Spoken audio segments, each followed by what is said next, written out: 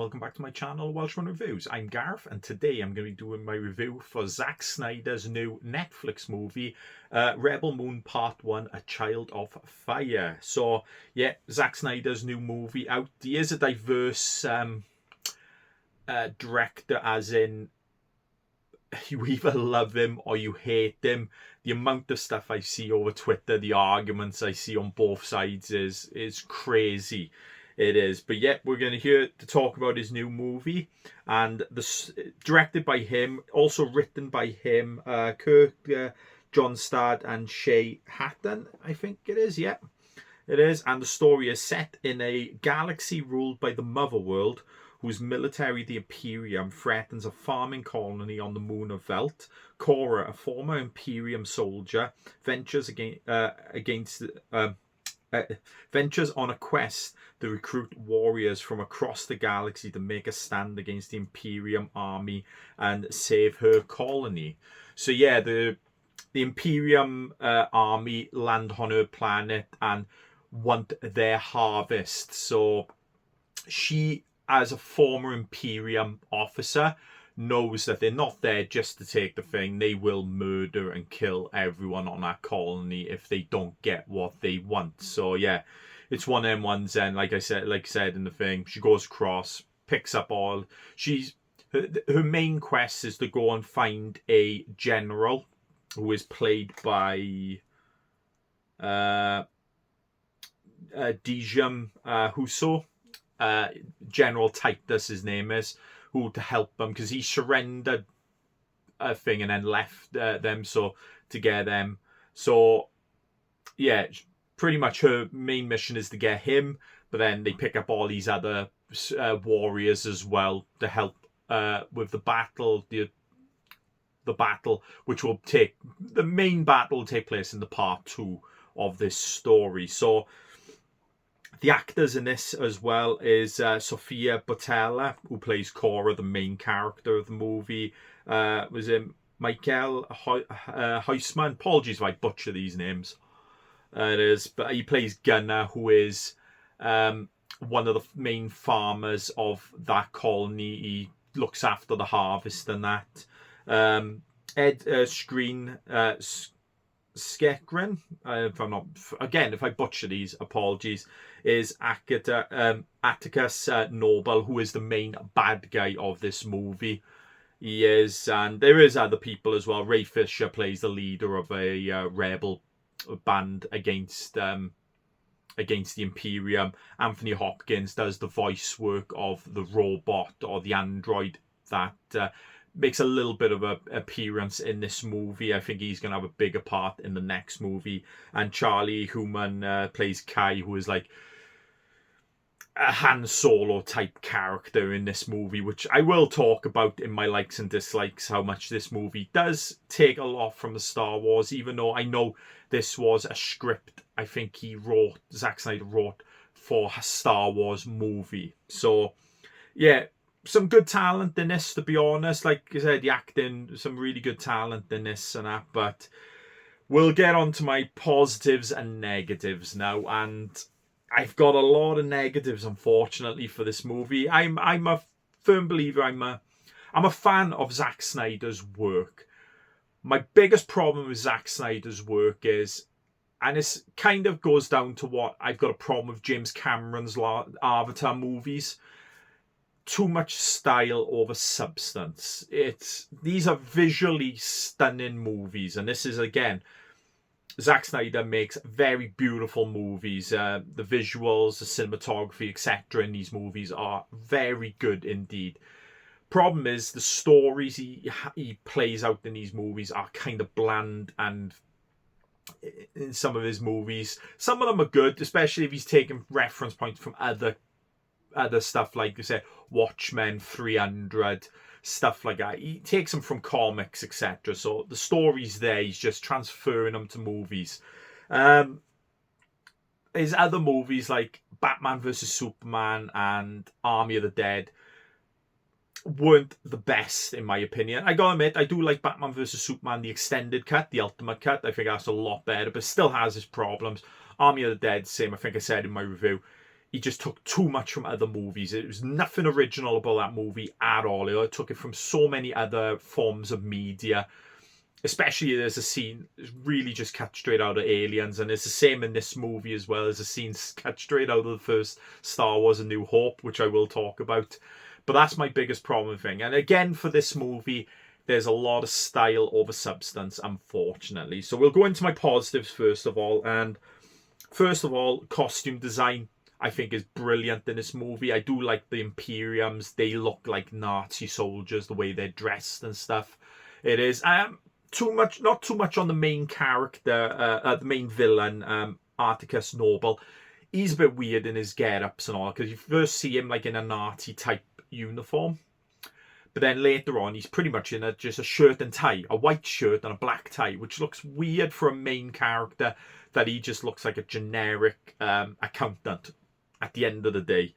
It is. But the rest of the thing, I do like the ragtag look of the colony and some of the characters that you get in this. And yeah, it's such a contrast to the Imperium, which probably have money, and the colony and the other rebels who don't have money. So I like that. I like that in the costume design.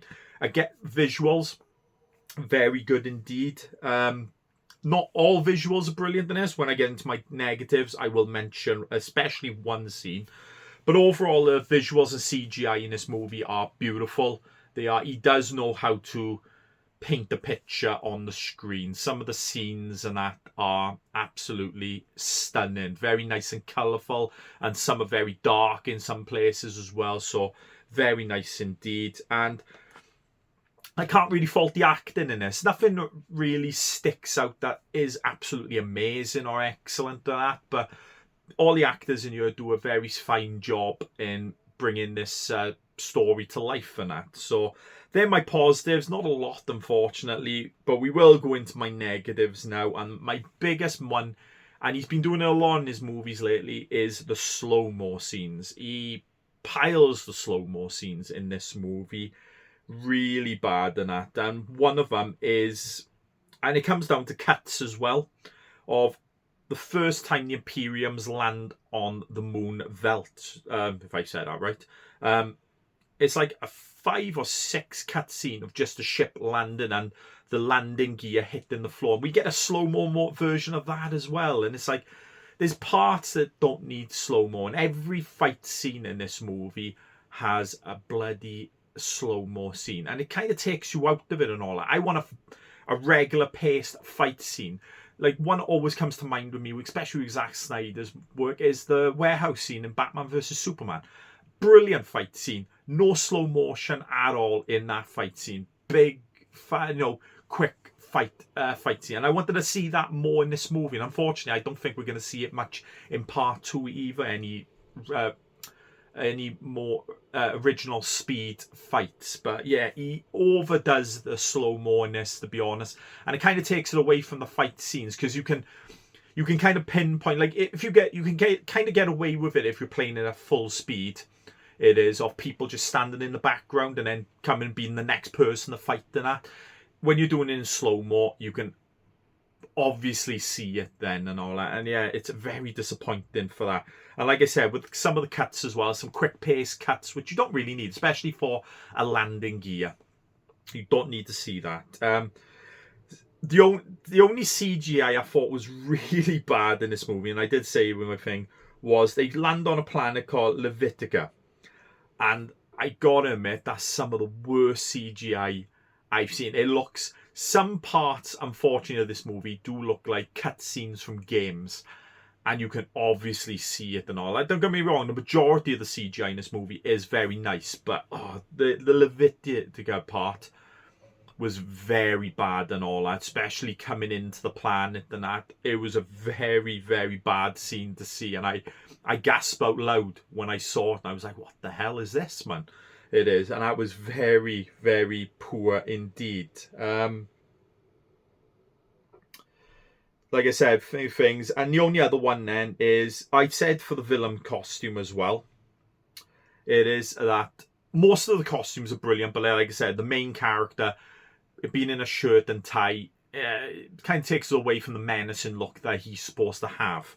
The others is my last stand for the whole movie is unfortunately for the story, and there is a 3 hour cut to this movie, and this is what kind of bugs me about Zack Snyder sometimes. This thing where he always has a 3 hour cut to the movie. It's probably better than the 2 hour movie. This is a 2 hour and 14 minute movie. And he normally always has a better cut out there. And for some reason, I don't know if it's the studios or it's him for bringing that out quickly, we never get the full cut first. And that's the problem with this movie. Starts out well. It starts off all right. But then we get to scenes then where he's looking for the warriors that that Korra needs to help with this fight, and that is such a boring part of the movie because you just again jumping from character to character. You're not really learning that much, and especially that Kai I said, who's the Han Solo, where they find him in, is pretty much a Mos Eisley scene for scene. It felt like for me from A New Hope, where Luke and Obi-Wan and C-3PO, R2-D2 go and look for a pilot for the thing. So Korra and Gunner go to this city or this town where it's all villains and bounty hunters, etc., and all that, and to find the rebels that thing. But unfortunately, the contact Gunner had with them has got kidnapped by things. So kind of Kai comes out of it from nowhere, helps Korra out in one scene in a fight, and he says, "Oh, I got a ship. I'll help you." It is, and it's like things that happen, and then they pick up these characters, and then they pick up another one, Tarek, who is a prince, and he's paying off a debt to this guy he owes. So he tames this big wild beast, which you think, oh, you're going to see the wild beast throughout the rest of the movie. Nope. Tames the wild beast, and that's it. Don't see the wild beast then for the rest of the movie. I don't know whether we'll see it in the second one, but because they're on different planets and that, it's going to be very hard to see that happening. And yeah, you just jump into these characters, quick things. Again, then you meet another one then, Bo Donna, who plays Nemesis, who's a sword master. It is her. Then they find Titus, the general, and then they kind of get double-crossed at the end of the movie. That's where we get our last fight scene where Korra takes on the main bad guy, blah, blah, blah. You know what you see there. And yeah, it's a very boring middle to end part of this movie. I don't know whether the 3 hour cut is going to explain a little bit more for these characters, but you just don't care for them that much. You just don't care for them that much. And it is very disappointing, to be honest. And this has got to be one of his most poor things. I don't listen to Rotten Tomatoes reviews. I don't look at them. I see the Rotten Tomatoes score, and I saw this was a low score, and I thought, nah, the audience score is going to be higher for this. And I got to admit, I kind of agree with the critics score on this one. It is a very poor movie, and it's probably one of his most poorest movies as well. At least with Army of the Dead, I kind of liked the characters and I liked the story, even though he took a lot from other movies and all that. I kind of liked the story at the end of the day. But this one, the story was kind of bland. You don't really care too much about the characters, even though they're all acted very well in the movie and that.